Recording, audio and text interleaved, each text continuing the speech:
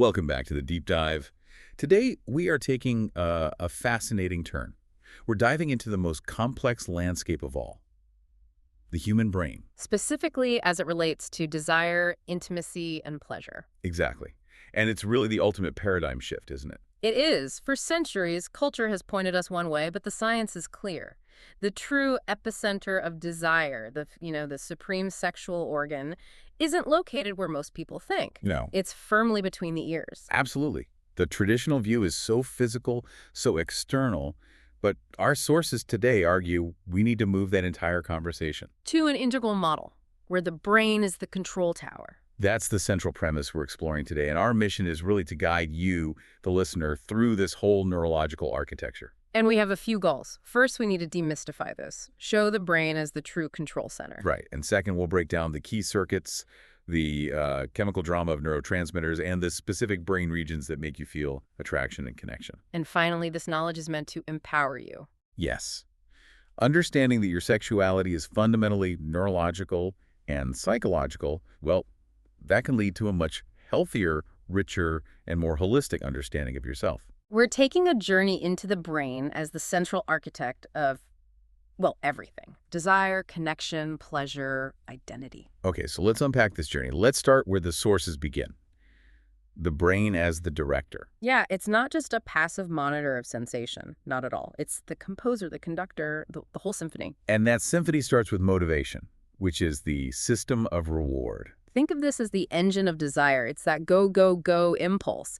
It's housed deep in the midbrain. We're talking about the ventral tegmental area, the VTA, and the nucleus accumbens. That's it. Those areas form this crucial pathway that drives us toward anything rewarding. And what's fueling that engine? Dopamine. I mean, that's one everyone's heard of. It is. When we talk about attraction or even just anticipation, that feeling when you know something good might happen, that's the dopamine surge. So it's not about the pleasure itself just yet. Not yet.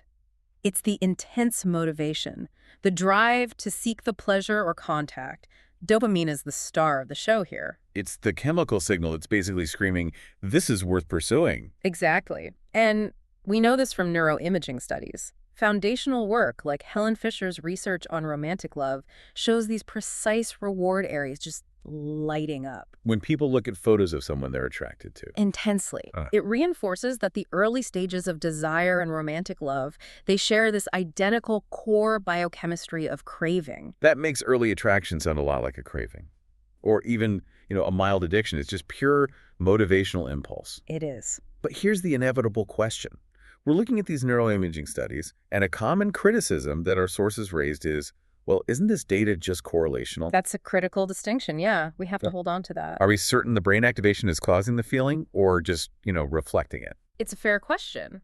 And while brain imaging itself shows correlation, where the brain is active during an experience, the functional evidence points to causation. How so? Because when these specific areas are stimulated or inhibited, desire follows suit. So while we acknowledge the limits of purely correlational data, the model holds up. The brain is the necessary prerequisite. Well put. Okay, so you can have all the dopamine telling you to go, but if the situation feels unsafe, the entire system just slams on the brakes. And that brings us to the station of integration. Particularly the amygdala. Ah, the gatekeeper. Now, the amygdala is usually associated with fear, fight or flight.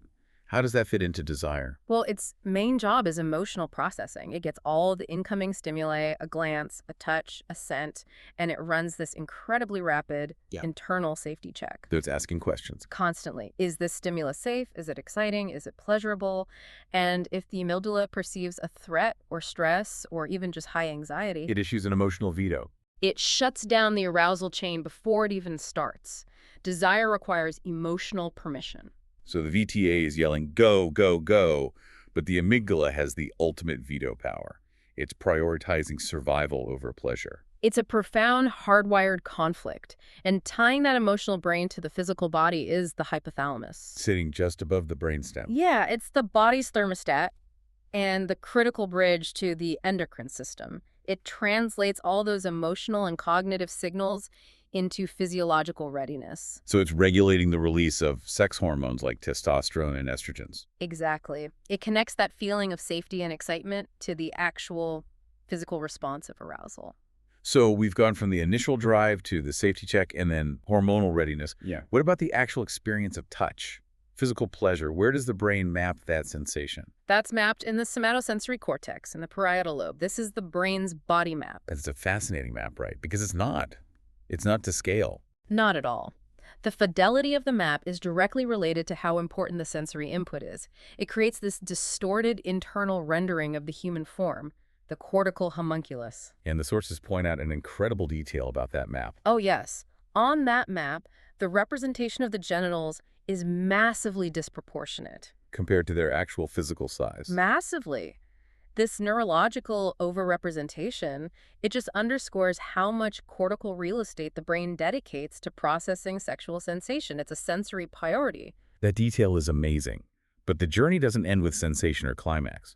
It moves into connection. Right. What happens immediately after? We move to the connection factory. And this is the chemical payoff that ensures relationships can actually endure. We're talking about oxytocin, the so-called molecule of attachment, and its counterpart, vasopressin, which is particularly relevant in men.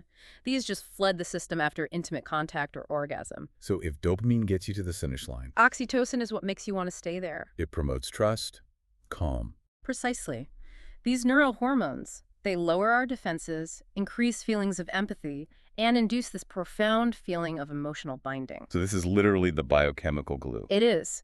Research on pair bonding shows that these chemicals transition a fleeting moment of pleasure into selective, lasting human connection.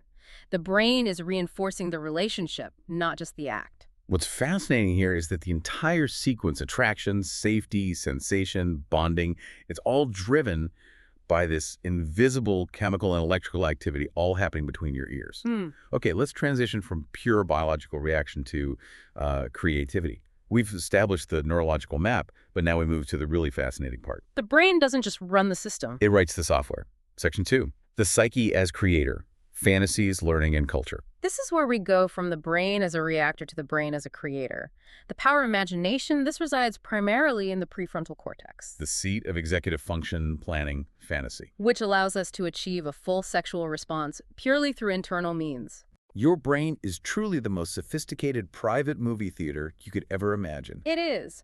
A thought, a memory, or a fantasy is enough to completely bypass the need for external stimuli. And activate that entire dopamine-fueled reward system we just mapped out. And these internal triggers are doubly personal because they're conditioned. This psychological layer emphasizes that all of our past sexual experiences, whether they were deeply positive or highly traumatic, they shape our future responses. So the brain is making associations. Constantly. It associates specific contexts, certain odors, a particular kind of interaction, even specific language with either pleasure or danger. And these associations create highly personalized sexual scripts. It's why what excites one person might, leave another totally cold. It's all based on unique neurological learning and context association from past experiences. And that conditioned response is often faster than conscious thought. Oh, much faster. Yeah. And then towering above all this individual psychology is the colossal influence of culture. This is where the individual brain meets the collective mind. How does culture physically get engraved into our neural networks? I mean, it sounds like a philosophical idea, but it has a biological mechanism, right? It does. The brain interprets all reality through a cultural filter. And that filter is built from repetitive exposure to social norms, to media narratives, ideas about what's erotic, what's desirable, what's taboo. Or even what constitutes a normal performance. All of this shapes the neural circuits related to emotional interpretation and desire. Can you give us a concrete example of that? How a cultural mandate can influence a hardwired circuit? Sure. Take the widespread cultural mandate of performance, the pressure to achieve specific outcomes. Okay. If society constantly demands these high-intensity performance metrics in sex, the prefrontal cortex starts planning and judging the act itself. This cognitive overload can increase stress hormones, triggering the amygdala safety check. And blocking the natural flow of desire. The culture demands performance, and the brain, under stress, delivers inhibition instead. So cultural anxiety is essentially hijacking the neurological system that was designed for pleasure, and is turning it into a survival mechanism. That's a profound influence. Your culture influences who you're attracted to and how you even conceptualize and live out your sexuality, all through those established neural patterns. It forces us to realize that attraction and desire aren't just, hardwired biology, their biography and sociology, filtered through our own individual brain. Hmm. So what does this entire neurological landscape reveal about who we fundamentally are?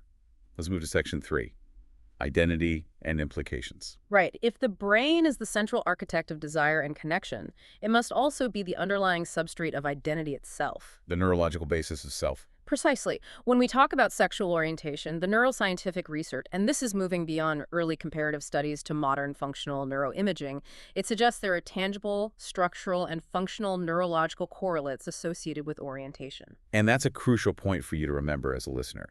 This isn't about preference or learned behavior. No. The key takeaway from these studies is that orientation appears to be a fundamental, biologically rooted characteristic. It resides in the nervous system's architecture. It's the result of developmental forces, not a choice. Exactly. And the same logic applies to gender identity. The evidence points very strongly to a neurological foundation for that deep-seated feeling of being male, female, or non-binary.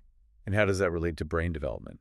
Well, research suggests that brain differentiation processes that occur during fetal development, which sculpt things like white matter density and connectivity patterns, they may lay the foundation for gender identity. So this deep-seated feeling of identity often resides in the architecture of the brain itself, irrespective of other physical characteristics. It makes complete sense, right? If the brain runs the whole show, desire, pleasure, attachment, it also designs the theater itself, including the identity of the person having the experience. This integration of neurology, desire, and identity is, well, it's perhaps the most profound conclusion of our deep dive. It connects the hardwiring, the psychological learning, and the identity itself, creating an integrated, unique sexual self that is fundamentally rooted in our biology. Okay, let's consolidate the core takeaways from this entire deep dive. Yeah. We started with a myth, and now we can summarize the reality of brain-led sexuality. Takeaway 1.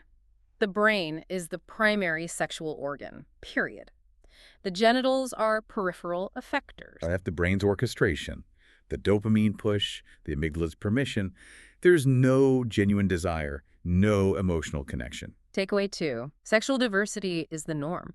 The tremendous variability across human brains naturally explains the wide spectrum of human desires, practices, and identities. We should expect difference because every brain is uniquely wired. And takeaway 3. Sexuality is holistic. It's an inseparable fusion of biology, the circuits and chemicals. The psychology, our thoughts, fantasies, and conditioned scripts. And the social context, culture, and relationships. You can't meaningfully separate those 3 elements. This understanding presents some real-world challenges, though. Particularly the challenge of disconnection, how modern life seems, intent on shutting down our pleasure circuits. It's a huge problem. When we look at issues like chronic stress, anxiety, or depression, they don't just make you unhappy, they literally hijack the brain. Hijack it how? The brain's core function shifts from pleasure and connection to survival and defense. When the amygdala and the prefrontal cortex are overloaded with stress, desire is often the first thing to be rationed, or just shut down completely. That's vital. It shows that the future of sexual health education, therapy, dysfunction treatment, it has to center on the brain as the primary target for any intervention. You treat the mind to heal the desire. Exactly. Understanding the neurological root empowers us to work on the most direct route to a fuller sexuality. We have to resist the cultural obsession with what's immediate and visible, and remember that true sexuality is complex and largely invisible. It's happening internally. This has been a phenomenal exploration. It shows that our inner life is inseparable from our intimate life. We've gone from dopamine hitting the reward center all the way to cultural scripts forming the foundation of our identity. We truly hope this lens gives you a fresh, scientifically grounded appreciation for the complexity and really the wonder of your own sexuality. So here is our final provocative thought for you to mull over as you go about your day. We invite you to shift your perspective entirely. The next time you think about your sex life, don't just look down at the mechanism. Look inward. Look at that incredible universe of 1.4 kilograms of tissue that has the power to create the deepest desire, the most intense pleasure, and the profound human connection that binds us. Because ultimately, the most important and exciting sexual encounter you will ever have occurs entirely between your 2 ears.